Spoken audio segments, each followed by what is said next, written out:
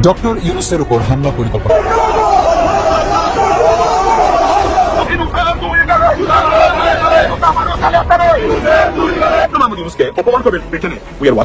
আপনাদের রাজনীতি 12টা বেজে যেতে পারে চিরদিনের জন্য। Mind it. The only country right now United kingdom কিছু রাজনৈতিক কার্যক্রম চালাতে পারেন। এখানে যদি বাধাগ্রস্ত ডক্টর মোদি ইউনূস চায় সারা জীবনের জন্য ব্রিটেনে আপনাদের রাজনীতি বন্ধ হয়ে যেতে পারে, কারণ they are very strict about it. Mind আরেকটু দুই গ্রুপই সেখানে পাল্টাপাল্টি বক্তব্য দিচ্ছে আর হোটেলে অবস্থান করছে জনাব আমাদের ডক্টর মোহাম্মদ ইউনূস। ইউনূস স্যারকে ঠেকাবেন লন্ডন। প্রবাসী ভাই বোনেরা রাস্তায় নাইমা ঘুরছে এবং দেওয়াল হয়ে দাঁড়ায় গেছে। দৌড়ানি দিছে ভাই, আওয়ামী লীগরা দৌড়ানি দিছে রাস্তার মধ্যে, দৌড়াইতেছে। সম্মানিত দর্শক মন্ডলী, শুরুতেই ভিডিওর অংশ বিশেষ দেখে নিশ্চয়ই আপনারা বুঝতে পারছেন যে আজকের ভিডিওতে ভেরি ইম্পর্টেন্ট কিছু বিষয় আপনাদের সাথে আমি শেয়ার করতে যাচ্ছি। তাই আজকের এই ভিডিওটি সব মিলিয়ে অত্যন্ত গুরুত্বপূর্ণ হতে যাচ্ছে। 1 সেকেন্ড না টেনে ধৈর্য সহকারে পুরো ভিডিওটি দেখার জন্য আহ্বান করছি। আর একটি ছোট্ট রিকোয়েস্ট করছি, তা হলো যদি আপনি আমাদের এই চ্যানেলে নতুন দর্শক হয়ে থাকেন অবশ্যই আমাদের এই চ্যানেলটি সাবস্ক্রাইব করে একটি লাইক দিয়ে পাশে থাকা বেল বাটনটি অন করে দেবেন। তাই কথা নয়, চলুন সরাসরি আমরা ভিডিওতে চলে যাই।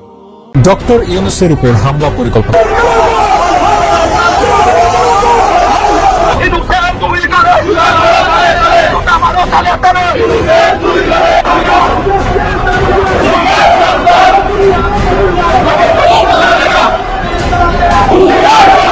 ডক্টর মোহাম্মদ ইউনূসের এই সফরকে কেন্দ্র করে প্রবাসী আওয়ামী লীগের অবস্থান সবচেয়ে আক্রমণাত্মক। দলটির যুক্তরাজ্য শাখা ডক্টর ইউনূস কোথাও যেন স্বাভাবিকভাবে কার্যক্রম চালাতে না পারে,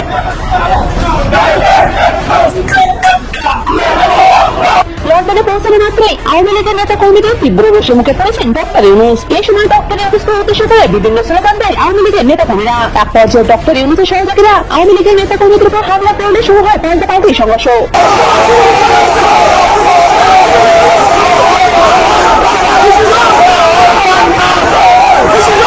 আওয়ামী লীগের নেতা কর্মীরা জানিয়েছে ডক্টর ইউনূস যে অবৈধ সরকার এবং ষড়যন্ত্রের মাধ্যমে ক্ষমতা এসেছে এ বিষয়ে সম্মত লিপি জমা দিয়েছে যুক্তরাষ্ট্রের প্রধানমন্ত্রীর কাছে।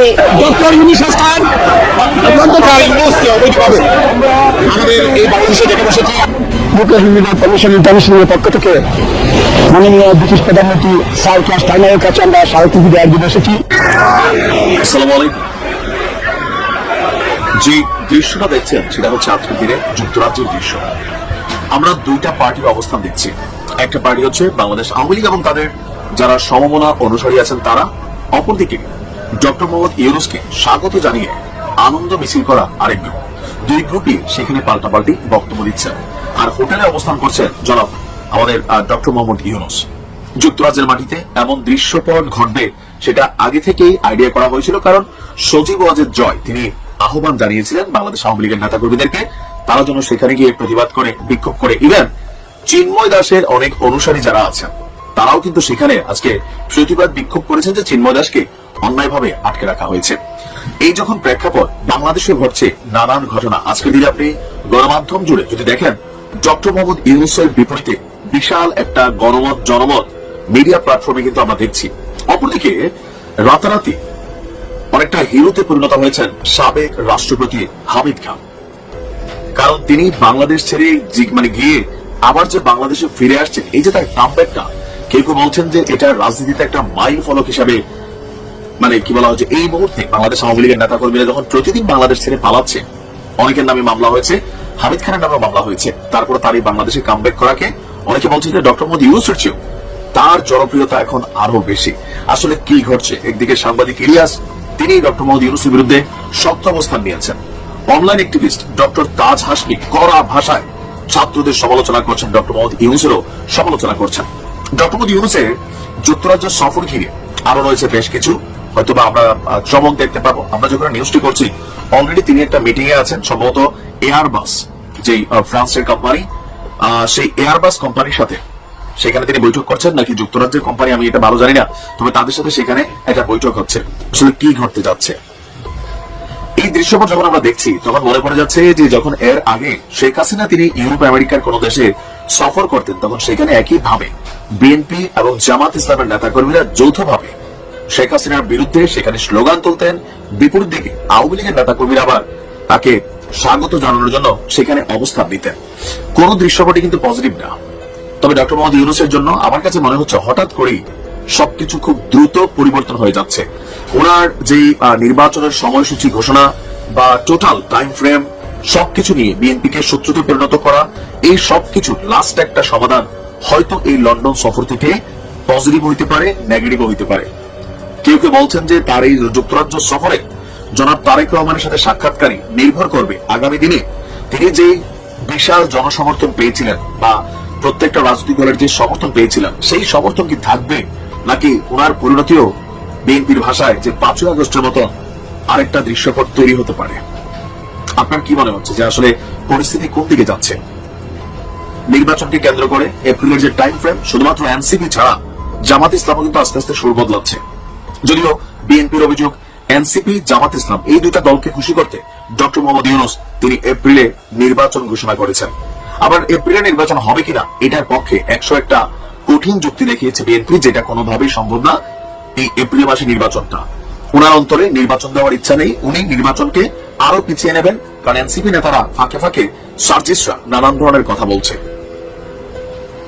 সবকিছু মিলিয়ে বাংলাদেশ অস্থিতিশীলতার দিকে যাচ্ছে। সবাইকে ধৈর্য ধারণ করতে হবে, একটা সুন্দর সিদ্ধান্তে উপনীত হতে হবে যেটা দেশের জন্য কল্যাণকর, জনতার জন্য কল্যাণকর। বিকাশ চন্দ্র দাস একজন আছে। তো দর্শক মন্ডলী, আমরা বরাবরের মতোই দেখতে পেয়েছি যে ডক্টর মোহাম্মদ ইউনূস যখন বাংলাদেশকে একটি উন্নত ও সমৃদ্ধিশীল দেশ গড়ার লক্ষ্যে পৃথিবী চষে বেড়াচ্ছেন, যুক্তরাষ্ট্র সফরে গিয়েছেন, তখন সেখানে অবস্থানরত বাংলাদেশের আওয়ামী লীগের প্রবাসী দোসররা ডক্টর মোহাম্মদ ইউনূসের বিভিন্ন প্রকার প্রতীকী মূর্তি বানিয়ে তাকে বিভিন্ন প্রকার অপমান করার চেষ্টা করেছে। কিন্তু এতে যে তাদের ভাবমূর্তি ক্ষুণ্ণ হয়েছে এবং তারা বিশ্ব মঞ্চে একটি সন্ত্রাসী ও বিশৃঙ্খল জাতি হিসেবে, একটি অরাজকতাকর সৃষ্টিকারী একটি দল হিসেবে যে তারা পরিচিত হয়ে গিয়েছে, এটা হয়তোবা তারা বুঝতেই পারেনি। কিন্তু বিষয়টি খুবই দুঃখজনক যে তারা এত এত নোংরা, এত হিংস্র এবং এতটা নিচু মনের, কতটা নিচু মনের হতে পারে তাদের এই কার্যকলাপ দেখে সারা বিশ্ব বুঝে গিয়েছে। একজন বিশ্ব বরেণ্য মুরব্বী, যাকে সবাই শ্রদ্ধা করে, যাকে বিশ্ব নেতারা পর্যন্ত সম্মানের চোখে দেখে, সম্মান করে ভালোবাসে, সেই নোবেল বিজয়ী ডক্টর মোহাম্মদ ইউনূসকে তারা যখন অপমান করতে চেয়েছে তখন তারাই বিপাকে পড়েছে। এগুলো করে কোনোই লাভ হবে না, বরং তারা তাদের রাজনীতিতে ফেরার যে পথটা ছিল সেটাকে আরো কঠিন থেকে কঠিনতর করে তুলছে এবং ভবিষ্যতে তাদের বাংলাদেশের রাজনীতি একটি হুমকির মুখে পড়ছে। সম্মানিত দর্শক মণ্ডলী, আজকের এই ভিডিওর ব্যাপারে আপনার কি মতামত? অবশ্যই আপনার সেই মূল্যবান মতটি আমাদের কমেন্টস বক্সে জানাবেন। আর আজকের এই ভিডিওটি যদি আপনার ভালো লেগে থাকে অবশ্যই ভিডিওটি একটি লাইক দিয়ে সবার মাঝে ছড়িয়ে দিবেন, যাতে সকলেই এ বিষয়ে তাদের উন্মুক্ত মতামত পেশ করতে পারে এবং আমরা যাতে তাদের মতগুলো গ্রহণ করে পরবর্তীতে সে অনুযায়ী ভিডিও বানাতে পারি এবং আপনাদেরকে আরো সুন্দর থেকে সুন্দরতর ভিডিও উপহার দিতে পারি, সে প্রত্যাশা নিয়ে আজ এই পর্যন্তই। সকলে ভালো থাকবে, সুস্থ থাকবেন, নিরাপদ থাকবেন, এই আশা ব্যক্ত করে আজকের ভিডিও এখানেই শেষ করছি। আমিন। ওয়াখিরু দাওয়ানা আনিল হামদুলিল্লাহি রাব্বিল আলামিন। ওয়াসসালামু আলাইকুম ওয়া রাহমাতুল্লাহি ওয়া বারাকাতুহু।